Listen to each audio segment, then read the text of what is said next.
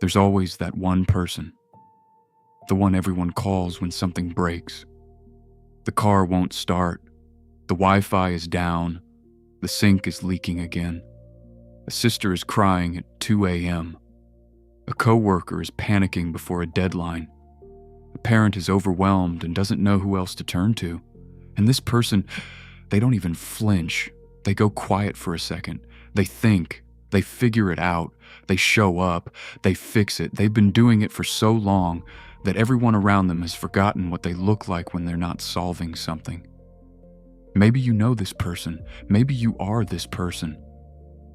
But here's the part nobody talks about. One day, this person stares at another problem, and nothing happens inside them. No plan, no idea, no spark. Just a strange, heavy silence. They're not panicking, they're not crying, they're just empty. Tired in a way sleep doesn't fix, disconnected, like they're watching their own life from across the room. And for the first time in a long time, the broken thing in front of them isn't the real problem. The broken thing is them. So here's the question this whole video is going to answer. What happens when the person who fixed everything for everyone for so long finally breaks? Before we go deeper, I want to ask you something honestly. If anything I'm about to say lands for you, if you feel a little seen, do me a small favor and subscribe to the channel. That's the trade. I'll keep making videos that try to put words on the things you've carried in silence. And you give me a quiet nod by hitting that button. Deal? Okay, let's keep going. Because here's the first thing you have to understand about people like this. They almost never break in a dramatic way. There's no breakdown in the middle of the room, no screaming match, no collapsing on the floor. They keep showing up. They keep answering messages. They keep getting things done. From the outside, nothing looks wrong. But inside, something is changing. The break doesn't look like falling apart. It looks like going quiet. It looks like taking longer to reply. It looks like helping someone while quietly resenting them. It looks like fixing the problem and then sitting in the car for 10 minutes before going inside because you have nothing left to give to your own life. It looks like irritation at small things. A text that used to be no big deal now feels like a weight. A favor that used to be easy now feels like an insult. You're not becoming a worse person. You're becoming a tired one. You've been running on a fuel that nobody refills and the tank is finally showing. There's a name psychologists sometimes use for this. They call it role strain, or hyper-responsibility, or emotional fatigue, but you don't need a textbook to feel it. The truth is simpler than that. The problem isn't doing too much. The problem is living too long inside one role. The role of the person who always knows, the person who always handles it, the person who always has it together. When you live inside that role for years, it stops being something you do and starts being who you think you have to be in order to be loved. And that's where this story usually begins. Not in adulthood, in childhood. A lot of people who fix everything didn't choose this skill. They were assigned it. Maybe there wasn't enough money, so they learned to figure things out alone. Maybe the adults in the house were stressed, distracted, or absent, so they became the small adult in the room. Maybe asking for help came with a sigh, a lecture, or a guilt trip. Maybe being useful was the only time they felt safe.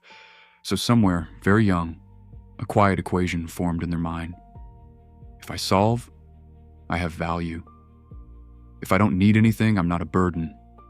If I'm useful, I belong.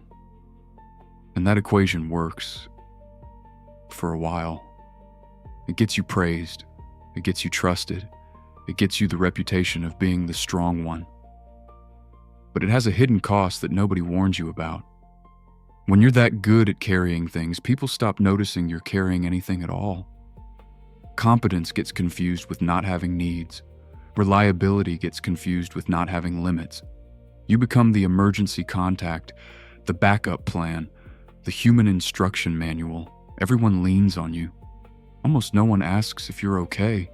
And if they do ask, they ask quickly, the way you ask a wall if it's tired. So you smile, you say you're fine, and you go back to fixing until the signs start showing up. You start helping people while quietly furious at them. You solve a problem and feel nothing but resentment after. A small favor feels like a mountain. Things you used to be proud of feel hollow. You catch yourself fantasizing about disappearing for a week, a month, anywhere nobody knows your name. You get irritated at people who seem helpless, not because you're cruel, but because some part of you is screaming, "Why do they get to fall apart and I don't?" And the cruelest sign of all, you can fix everyone else's life, but you can't fix your own. You can save a friend's relationship and ignore your own loneliness. You can stabilize someone else's panic and not sleep for a week. You can build other people back up while quietly falling apart in places nobody is looking. If any of this is hitting you in the chest right now, do me one more small favor. Drop a single word in the comments. Just say me. That's it. Just so you know you're not the only one. And if this video is putting words on something you felt for years, hit the like button. It actually helps this kind of message reach the next tired person who needs to hear it. Now here's something important. Breaking doesn't mean you're weak. It doesn't mean you were never strong. It doesn't mean the version of you that handled everything was a lie. It means your mind and your body are finally showing you the price of never being allowed to need anything. You didn't break because you couldn't handle life. You broke because you handled it for too long, alone, without anyone handling you back. And it's worth saying this clearly, because not every fixer is a wounded one. Some people genuinely love solving problems. They're curious. They like puzzles. They get a real healthy joy out of making things work. That's beautiful. That's not the problem. The problem starts when fixing stops being a skill and becomes a sentence. When it stops being something you do and becomes the only way you know how to deserve love. When resting feels like failing. When stillness feels like guilt. When being unavailable feels like betrayal. That's when a gift turns into a cage. So what's the way out? The next level for the person who fixes everything isn't learning to fix more. It's not getting better, faster, smarter, more efficient. It's something much harder than that.